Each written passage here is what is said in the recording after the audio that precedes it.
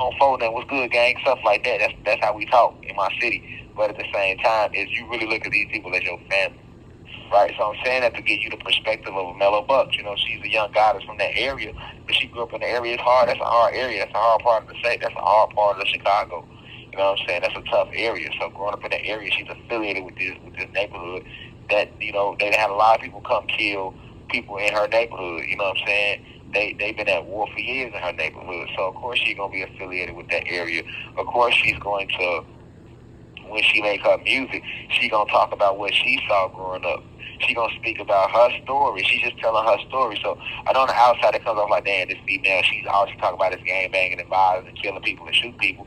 But that's all she's seen. That's all she know, right? And that's the reason her music is different. That's the reason why she stands out. You know what I'm saying? Also, she's chocolate, right? So that's good for the industry. You know, that's good. That's different because a lot of artists that come out, they promote the light skin agenda with Mello Buckzz dark skin. So that's a good thing. You know what I'm saying? So, I mean, she got talent, you know what I'm saying? It's just a lot of her lyrics is just based on what we consider low vibrational because all she talk about is the negative, but that's all she's seeing, all she knows is the negative. Even some of my songs like that, you know what I'm saying? Because I got to tell my story. And certain parts of my story is low vibrational, right? That's the balance, right? So that's what Mello Buckzz is as an artist.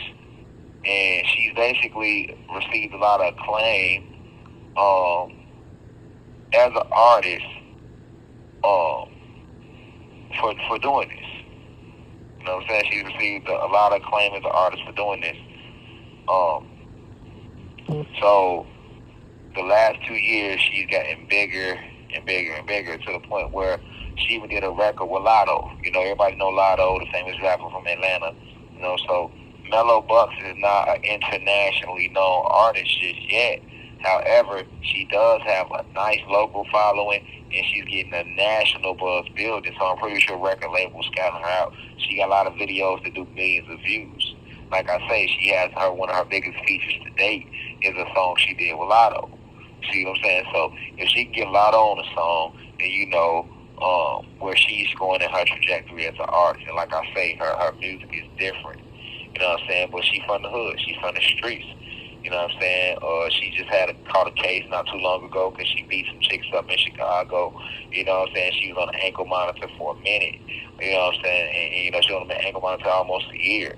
So I mean, that's rare to see. Most of the guys that rapping, they ain't on no ankle monitors. You know what I'm saying?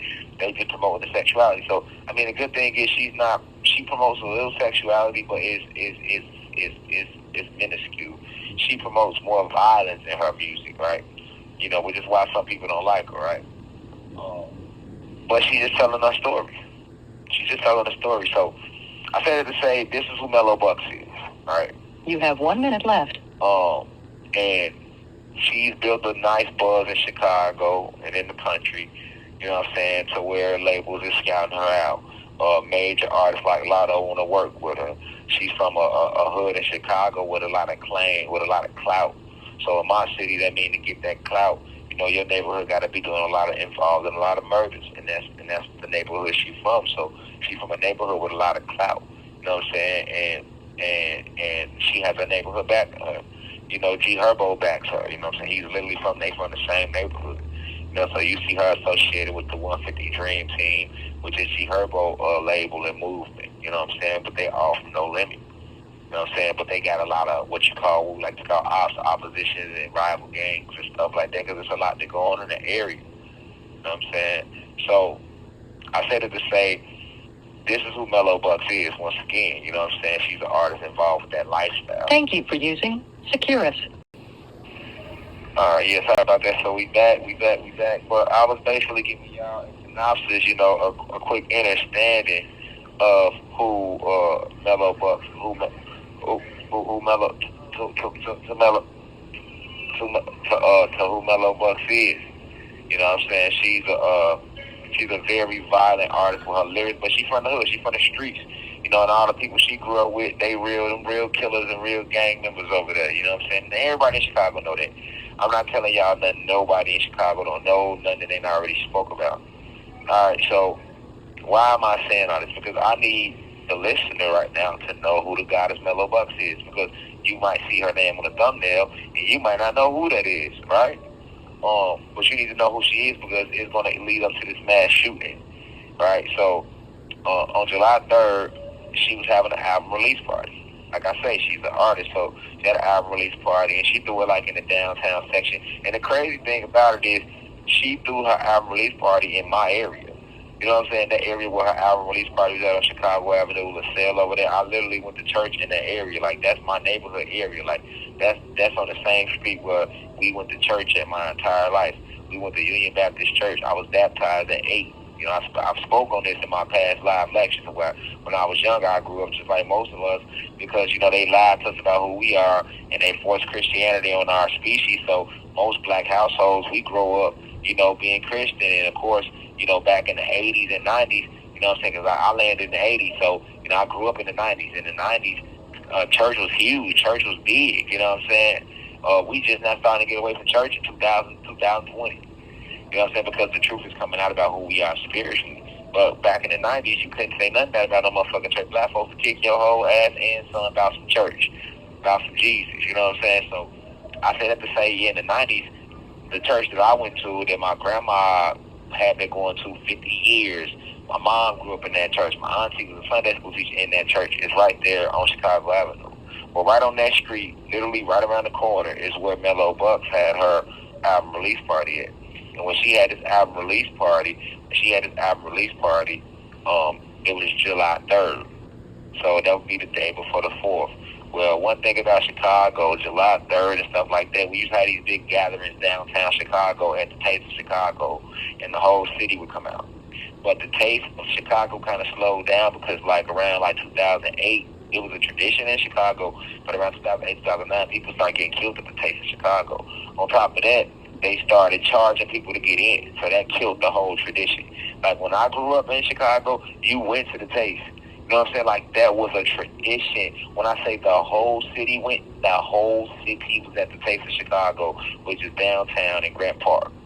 Grant Park is also where the Bulls, where we celebrate our championships at every year when we win, you know, and I know for y'all not from Chicago, y'all know this, but, you know, you'll see Jordan and Pippen and the Bulls and them on the podium and they smoking cigars and they had that on that stage with that big crowd out there. Well, that was at Grant Park, right? Grant Park is also where we celebrated the Taste of Chicago, which is downtown Chicago.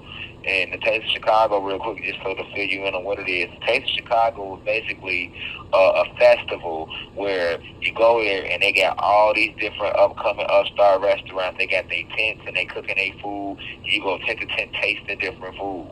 You also have big restaurants out there too. But you had all these different restaurants, and Chicago is a food city. So Taste Chicago, everybody got their tent, everybody cooking. And these are established businesses though.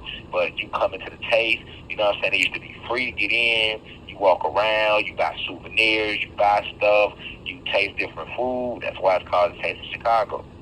But it became a culture for us to the point where it wasn't even about tasting no food. You know, the Taste of Chicago the essence of it was supposed to be about tasting food. But shit, you know, motherfuckers go liable to go there and not taste no food. Because what we used to do was we'd get dressed, get fly, put on our best outfit just for the taste. We go down there, you looking for girls, they looking for boys. You know what I'm saying? We went for down there, get drunk, smoking weed. You know, black folk, we go. Y'all know niggas, man. You know, we go. We gonna take it and turn it into something completely different than what it originated as.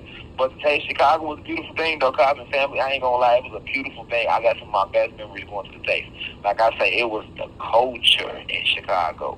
And it ran from June 30th June 28th all the way to July 5th or 6th, not July 6th.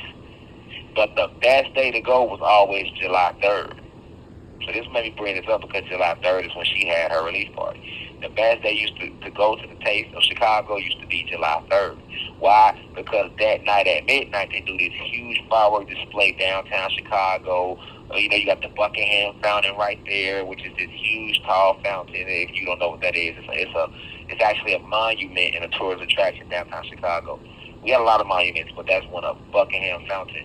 in Grand Park, they do these huge firework displays. So if they do it in front of the Buckingham Fountain, and the fountain got all this water just flowing out of it, and when they do the taste, they turn the water to different colors. So the water be. Peace to the gods and goddesses of planet God. Peace, meaning positive energy always creates elevation. Peace to all the high vibration human beings. Peace to the ancestors for working through me. If you wish to see this full video, please head over to our official online website, www.theuci.online, and click on the video tab. Also, you can click the shortcut to this video is to click the link below. It will be in the pinned comment in the comment section below. You can click the link and it will take you directly to this video so that you can watch this full video. Please be sure to continue to spread the message via social media. Use the hashtags on TikTok, Rashad Jamal, and hashtag free Rashad Jamal. Be sure to continue. Thank you for everyone that's donating to the university and for those who are subscribing to the online website. And to purchase official crystals, please visit the website as well. I love you all. I'll be home soon. Now we rise. I leave as I come. Ashe.